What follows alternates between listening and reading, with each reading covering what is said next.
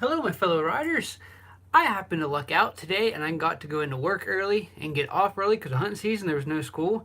And you guys probably know by now that earlier this evening, Honda had the official release of the Talon. Now, I figured since all these other channels that have built their channels up on Polaris and Can-Am are putting their 2 cents in, since I built my channel on pretty much Honda side-by-sides, then I might as well come on here and give you guys my 2 cents as well on the Honda Talon. First off, the big official review video that they released, their live event, was a little bit underwhelming to say the least. I mean, if you guys joined in, you saw the number of viewers there, up almost 1,500 viewers there to see the Talon. They talked for 10 minutes on pretty much nothing about the Talon. They showed it, talked for maybe 2 minutes on stuff we already knew from the rumors, and then they moved on. So that was a little bit disappointing. However, everything is now up on their Honda website, so now you guys can go on there and get a good look at things. So I'm just going to talk to you real quickly about stuff I found in my research since then. Biggest one being horsepower. Everyone wants to know, what is the power of this going to be? And Josiah's on there, guys. Hi, Josiah. And that's something that they just they didn't even attempt to answer. They did the usual, it's going to be powerful, it's going to have lots of torque for riding, but they didn't actually get a number. And nobody except for the guys over at TFL Off-Road have dropped any kind of horsepower. And they happen to mention in their video, if you've seen that the Talon is going to come in at right around 104 horsepower. Now, right off the bat, that might not seem like a whole lot to you guys, but one thing I want to say right now, and something to keep in mind, is that the Honda Talon is going to have the dual clutch transmission, the DCT. I can talk, right? These Invisaligners give me a little bit of leeway here. The DCT actually is going to get that power down to the ground a lot more efficiently and a lot better than what a CVT can. So you're not going to need as high of a horsepower number to get that power to the ground. So keep that in mind when you see that number 104. Sure, I know Can-Am's coming in higher than that. What, the Razor 1000's at 110 horsepower factory. But I think the Talon's going to be all right at 104 horsepower because of the transmission that's in it. And again, you're going to be able to bang through the gears, select the gears that you want, hold RPMs where you want it. So I think it's going to do all right at keeping up with them guys as far as speed and power.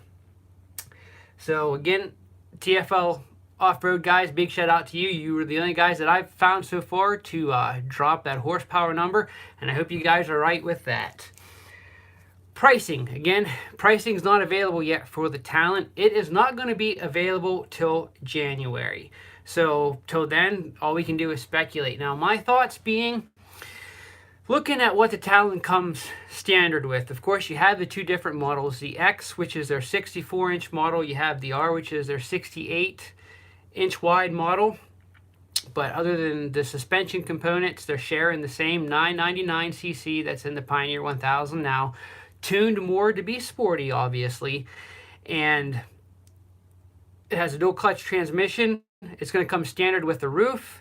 From what I understand, that it's going to have the intelligent four-wheel drive system. I'm looking for the 1000X to maybe start around the same price as the Pioneer 1005 Limited, right around that $18,000, $19,000, $20,000 range. Again, just a guess. And I imagine that the 1000R, being the wider track, is going to probably be pushing 24,000, 23, 24,000. Again, those are just my wild guesses, but looking at what the Talon's coming with and pricing we have for these sports so far, that's where my guess is. Again, 18, 19, 20 for the X, and we're probably 23, 24 for the 1000R. These are slated to hit the lots at dealers sometime in April. And until then, I'm sure they'll be releasing more and more information about it. So, as I look down here, I have the website up on my screen here. Looking at the styling of the Talon, I'm digging it. I know there's a lot of haters out there, mostly Polaris, Razor, and Can-Am owners that are saying it's ugly. But I happen to like the looks of it. I mean, it looks like a Honda. I mean, you see the similarities here between the Pioneer line, but it does still have that sporty-ish look, that feel, like many have mentioned. You look at the side profile, it does have kind of a similar side profile to, you know, your YXZs. You don't really get a whole lot of view from the rear for whatever reason. There's not many pictures of that. But I'm liking the looks. I liking how the lines are. One thing I do see when looking at the side profile, that's something I've noticed with the new Can-Am Mavericks, is that as high as that rear fender comes up over the wheel, and it doesn't look like it actually sticks out over the wheel. I can see this, especially for you guys that are maybe interested in the X, because you got to do a lot of trail riding and stuff. It's probably going to be a mudslinger. It's probably going to be slinging that mud way up over, just like the Maverick Trail and the new Maverick Sports do.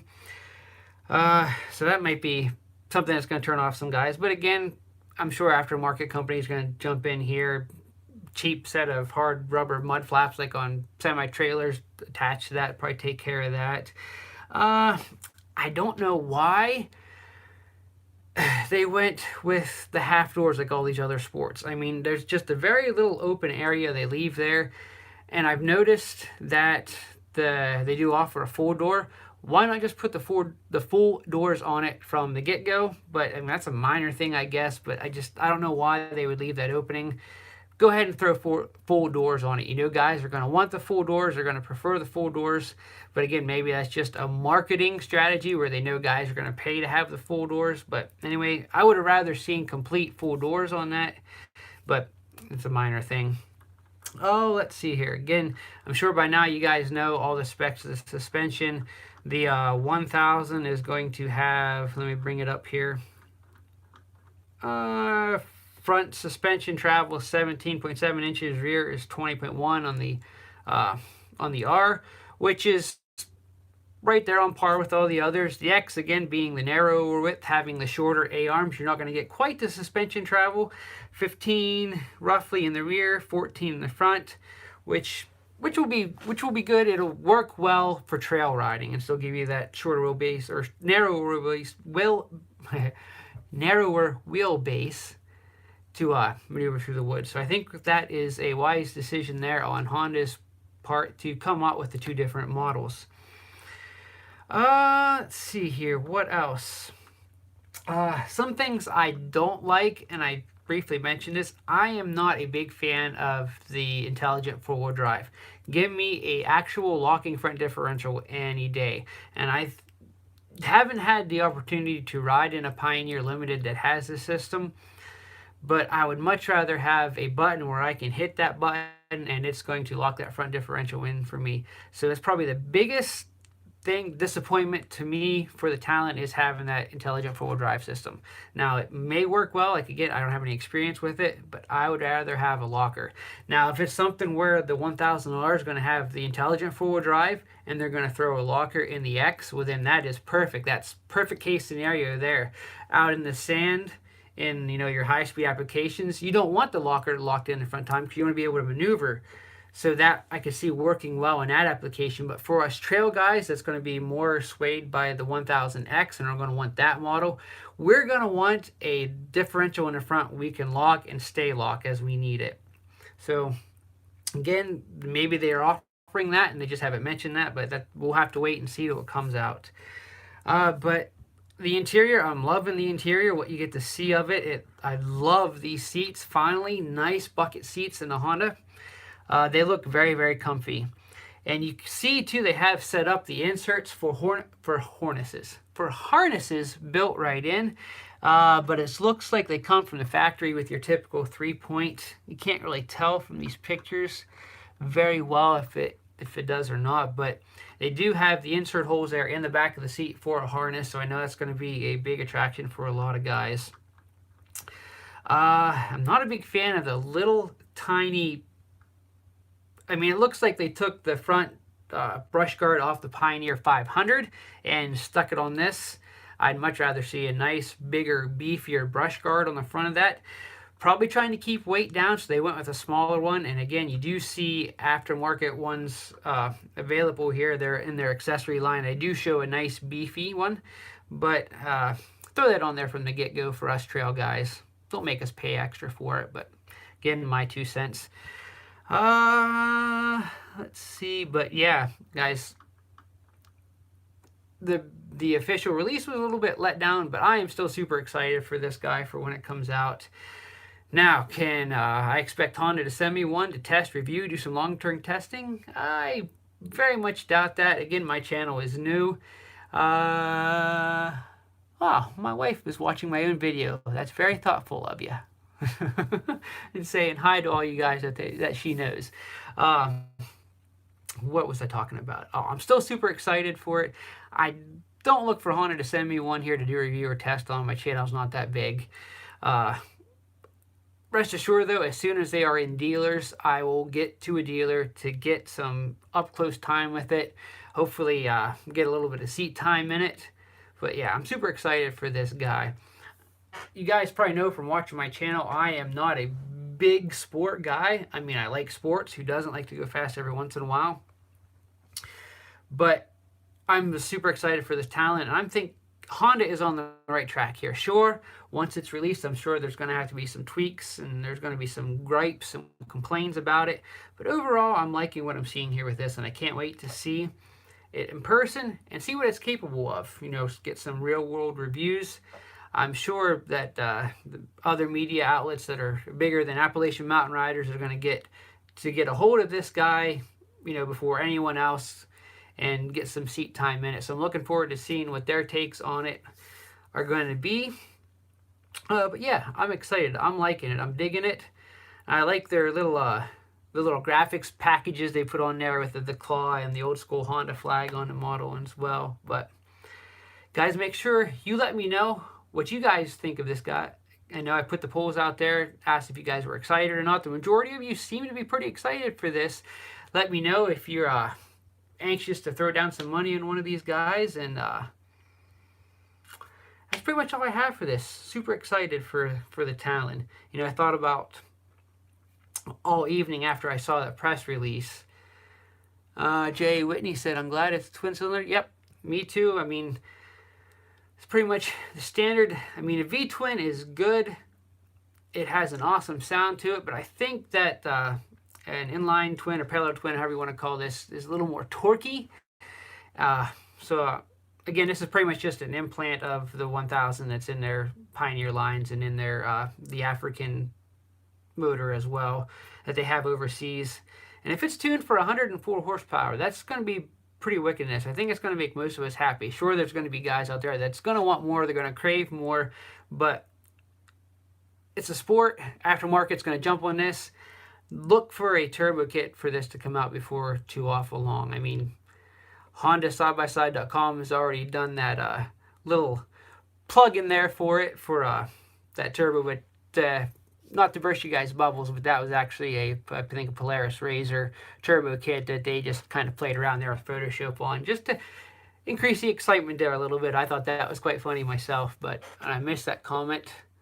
I think they said, somebody had said that, I think it was UTV Underground was claiming 114 horsepower.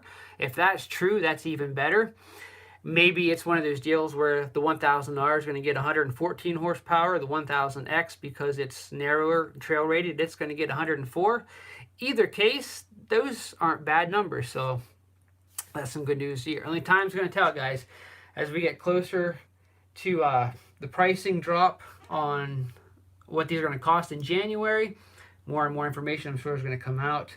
And it won't take long for the numbers to be revealed.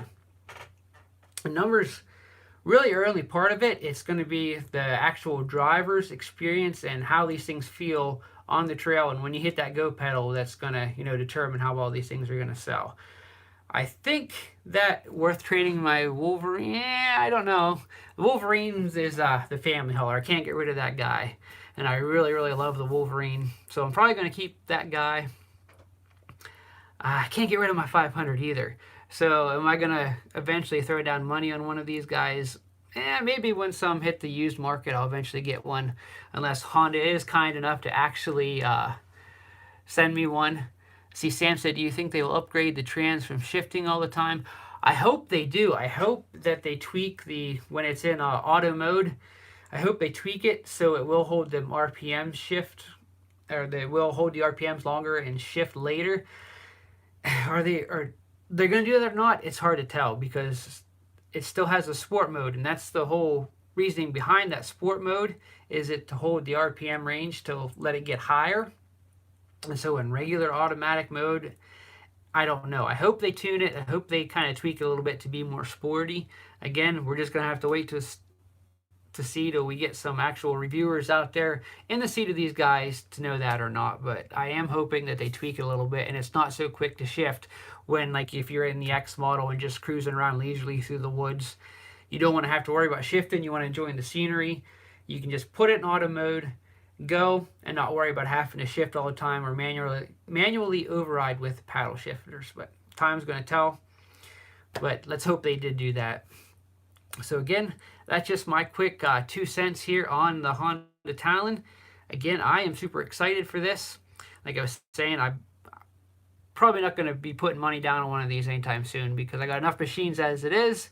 I don't know if I could sweet talk my wife into letting me do that. And I know she's watching right now. I'm sure she's shaking her head saying no chance, but I'm okay with that. I'm happy with the machines I got. Maybe I'm wrong. Maybe I'll get lucky and Honda will send me one to review on my channel, and I'll get to get some seat time in one for you guys here and get to run it through my new review system. I was hoping to get some reviews done before Old Man Winter set in, but we got snow now, so it's probably gonna have to wait to spring before I can actually do any real reviews with my new review system. But maybe I'll get one of these guys and get to run through that. But I don't know, we'll see. But anyway, thanks for joining in with me, guys, and listening to me ramble on here on what I think of the Honda Talon. Super excited. Can't wait to get more information about it. If you just bring one home, she won't be able to tell you no. Yeah, I don't think I'm going to do that, but that is a good suggestion. I'm surprised she's not stomping in here right now and ending this live feed before you guys give me any more suggestions like that. But luckily, she's taking care of the little one, trying to get her to go to sleep. So I should be safe until I end this and go talk to her in person. But anyway, guys, thanks for joining me here this evening. I'm glad I got to give you guys my thoughts on the Wolverine. Listen to me. Now you're all flustered because I'm nervous about my wife, what my wife's going to say. But anyway, give you guys my thoughts here on the Talon. And looking forward to seeing this thing in person and getting behind the wheel. So I hope you guys enjoy the rest of your evening, the rest of your week. If you guys are hunters, I hope you managed to snag that big buck by now. And until next time, guys. Wait, which one do you like better, the P5 or the X4? That is a good question. Before I go, I'll put it down to this. By myself, my go-to machine is still going to be my Pioneer 500. That is just my perfect little trail buggy. I love how it feels in the tight woods. For the family, though, the X4 is absolutely good. It has good power, excellent maneuverability with its compact size. It is super comfortable. It by far outweighs the 500 in comfort, even with the Razor seats in the 500. I don't know if I can pick between the two, but having them both complement each other so well for the different riding I do, I just love them both. I know that's probably an easy cop out of it by not giving you a direct answer and which one I like better, but both great machines. I like them both. It'd be hard for me to pick. If I absolutely had to pick one over the other, I think I'd still have to stick with my Pioneer 500. Just have to get a second one for the rest of the family then, or hook up some seats over the rear cargo rack to be able to haul anyone. But both great machines. I love them both. So again, guys, if anyone else has anything to say here before I go, speak now or forever hold your peace.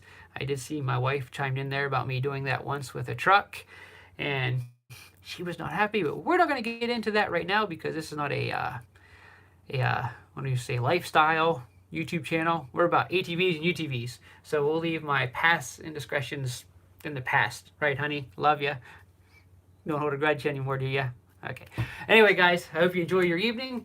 And until the next one, keep on riding.